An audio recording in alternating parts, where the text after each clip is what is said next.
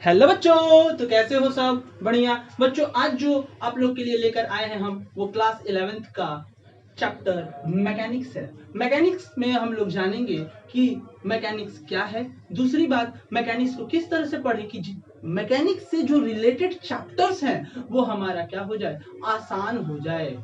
आओ बातों को जानते हैं, सीखते हैं। मैं शिवानंद त्रिपाठी और ये आपका प्यारा सा channel maker concept classes.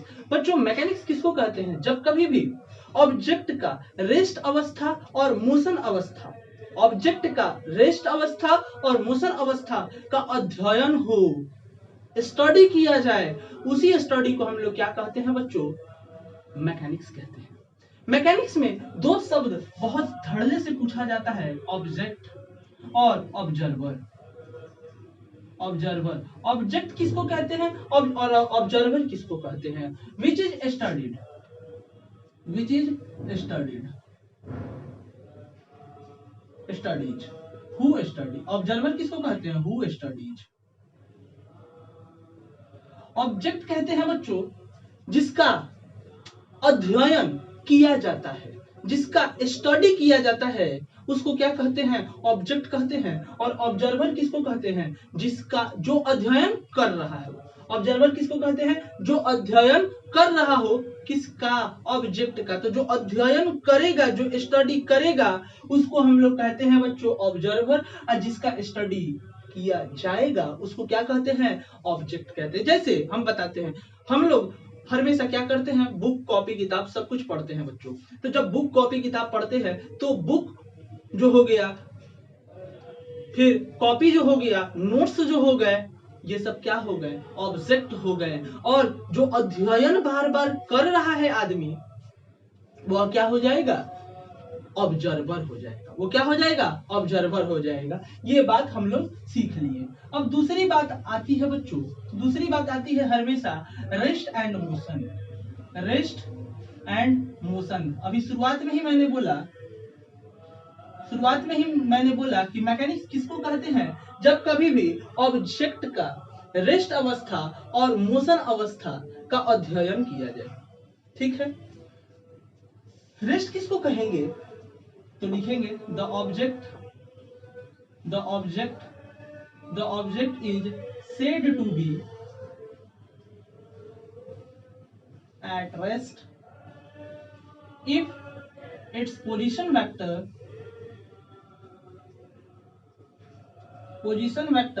does not changes with respect to observer।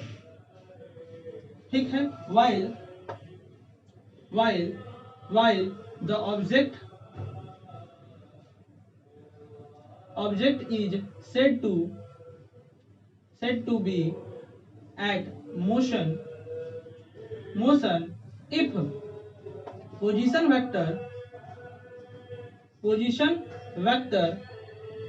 vector changes with respect to observer। क्या मैंने बोला बच्चों? मैंने बोला कि जब कभी भी ऑब्जेक्ट का पोजीशन वेक्टर बार बार समय बीतने के बाद भी ऑब्जर्वर के रिस्पेक्ट में चेंज नहीं हो रहा है, तो उस अवस्था में ऑब्जेक्ट को हम लोग क्या कहेंगे? ऑब्जेक्ट हमारा रेस्ट में है।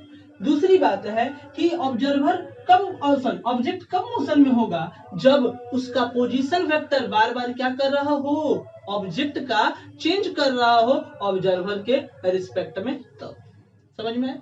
मतलब कि अगर हम लोग कुर्सी टेबल पे बैठ के पढ़ते हैं बच्चों, तो कुर्सी टेबल पे हमारा कॉपी, किताब, हमारे नोटबुक्स जितने भी है, उनका पोजीशन वेक्टर हमारे रिस्पेक्ट में बार बार बदलता नहीं है, इसलिए वह ऑब्जेक्ट क्या है? रेस्ट की अवस्था में है। दूसरी बात, अगर हमारे गलियारे से, अगर हमारे रोड से कोई आदमी बाहर चला जाए, गुजर जाए, तो वह ऑब्जेक्ट का पोजीशन वेक्टर उस आदमी के रिस्पेक्ट में जो हमारे गली से या फिर रोड के बगल से चलकर गया, उस दौरान वह ऑब्जेक्ट उसके रिस्पेक्ट में क्या हो जाएगा?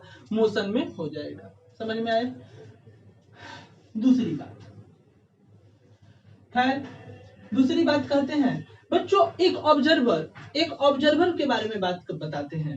ऑब्जर्वर कभी भी अपने आप को मोशन में कंसीडर नहीं कर सकता है। अगर हम ऑब्जर्वर है और हम चल भी रहे हैं इस तरह से, तो हम खुद नहीं कह सकते हैं कि हम किस में है, मोशन में है।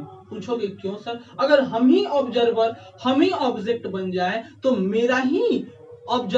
मैं ही अपने आप को खुद को ऑब्जेक्ट मानूं और हम ही ऑब्जर्वर रहे, तो मेरे रिस्पेक्ट में मेरा ही पोजीशन वेक्टर कितना होगा?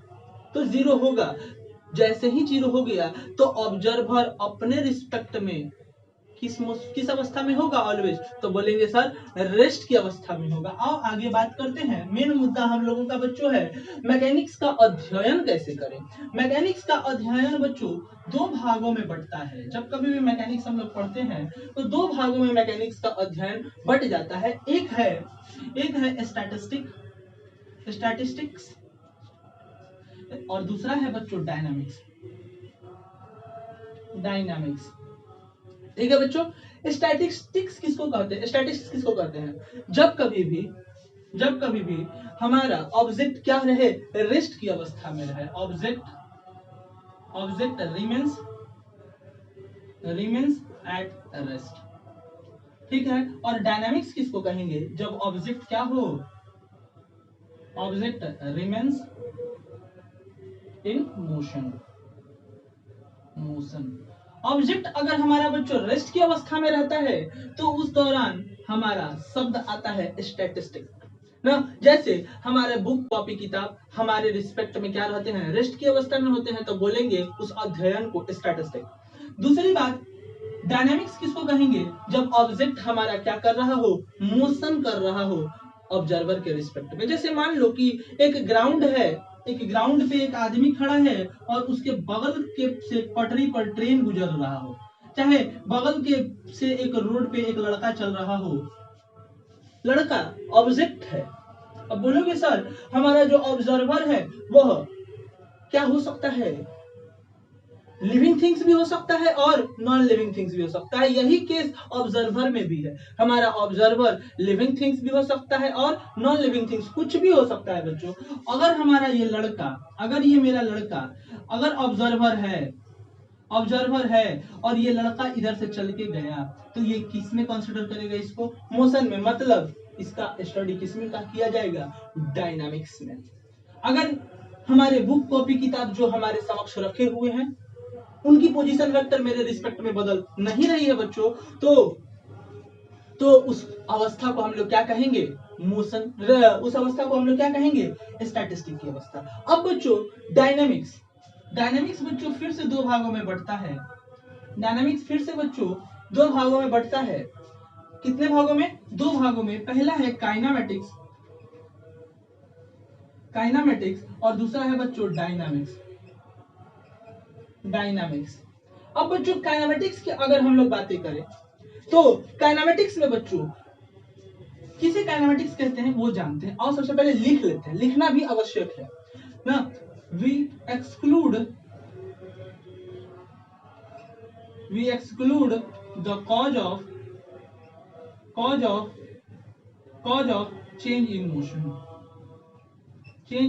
मोशन। और डायनामिक्स में बच्चों we include the cause of change in motion. क्या कहा मैंने बच्चों? जब कभी भी बच्चों काइनेमेटिक्स पढ़ेंगे तो पार्टिकल हमारा मोशन की अवस्था में जब रहेगा, लेकिन जब कभी भी पार्टिकल हमारा मोशन की अवस्था में रहेगा तो ये नहीं बातें करेंगे कि पार्टिकल का मोशन क्यों हुआ, कारण क्या था पार्टिकल के मोशन होने का। डायनामिक्स बच्चों जब कभी भी हम लोग पढ़ेंगे तो उसमें हम लोग कारण को जानेंगे। किसको जानेंगे? कारण को जानेंगे। अरे भैया हमारा मोशन क्यों हुआ, कारण क्या था, पार्टिकल एक जगह से दूसरे जगह तक चल कर गया। ठीक है। अब काइनेमेटिक्स में बच्चों फर्दर जो है वो 2 भागों में बढ़ जाता है। एक होता है पार्टिकल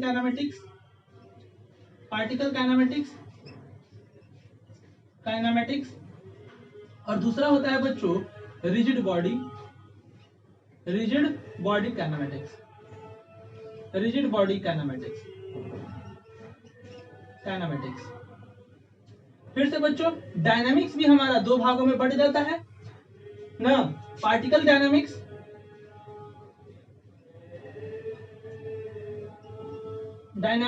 और rigid body dynamics. Rigid body dynamics, ठीक है बच्चों। मैंने क्या बोला, पार्टिकल काइनेमेटिक्स।